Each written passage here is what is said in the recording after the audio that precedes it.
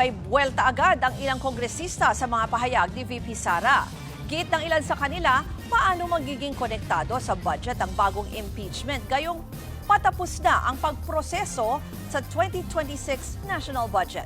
Para sa iba pang detalye, makakausap po natin sa linya ng telepono si Marian Enriquez. Marian, ano ba ang naging reaksyon ng mga kongresista dyan sa bagong pahayag ni VP Sara?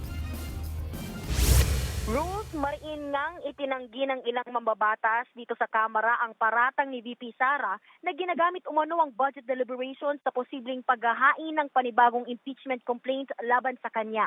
Sabi ni ACT Chairs Party List Representative Antonio Tino na isa sa mga naghain ng second impeachment complaint sa Kamara laban kay VP Sara noong isang taon, napaka-typical daw na nanlilinlang na naman itong si VP Sara. Tanging layunin nga lang daw ng bise sa mga bago niyang pahayag, i-discredit ang lehitimong mga reklamo na posibleng muling ihain laban sa kanya. Habang si House Deputy Minority Leader at mamamayang Liberal Party List Representative Leila De Lima naman, na tumayong spokesperson para sa unang grupo ng complainants laban kay VP Sara, pinagtataka ang pahayag ni VP Sara na dinadangle o tila inilalaylay ang budget allocations kapalit ng pagsuporta sa impeachment. Tapos na raw ang budget deliberation sa Kamara at noon pang October 13 ito pumasa sa ikatlong pagbasa.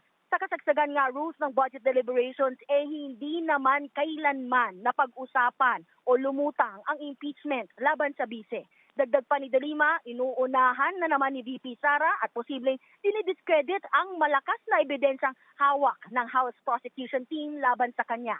Parehong bukas sina De Lima at Tino na mag-endorso ng panibagong impeachment complaint laban kay VP Sara depende sa lalamanin ng reklamo. Sa February 5, maglalaps o matatapos na nga yung one-year bar rule para makapaghain muli ng impeachment complaint laban kay VP Sara. Narito ang pahayag ni Representatives De Lima at Tino. So I don't think it's fair for her to tie up yung issue ng impeachment, possible filing of new impeachment complaint against her sa budget process kasi tapos na nga yung budget process sa House. Ang what remains is the BICAM. Pero palagi ho nasa utak namin the fact na hindi pa sarado yung issues of accountability ng ating Vice President. Kaya in other words, hindi pa ho siya lusot. Mere allegations, pure speculation at this point. At this point, ano pa lang yan? Drawing pa lang yan, kumbaga. No? And yet, nagsasalita siya as though kasado na ito. Malinaw naman ang objective para i-discredit. At this point, ganito pa lang kaaga, gusto nang i-discredit ng Vice Presidente ang lehitimong complaint laban sa kanya. Nariyan na naman yung panlilinlang typical ng Duterte. Ruth, samantala, ngayong patapos na nga yung pagpapasa ng national budget sa Senado, hinimok ni De Lima na ipasa na ang Open BICAM Resolution o yung pagsasapubliko ng pagdinig ng Bicameral Conference Committee. Ito yung komite kung saan pinagkakasundo ng delegado ng Senado at Kamara ang magkakaiba nilang bersyon sa 2026 national budget.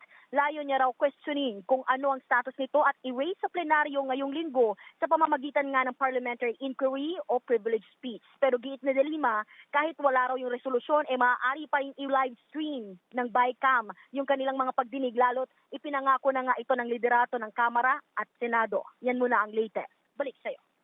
Yan pong Express Report ni Marian Enriquez. Mga kapatid, Ruth Cabalco, para sa mabilis na pasada ng mga balitang dapat niyong malaman, mag-follow at mag-subscribe sa social media pages ng News 5.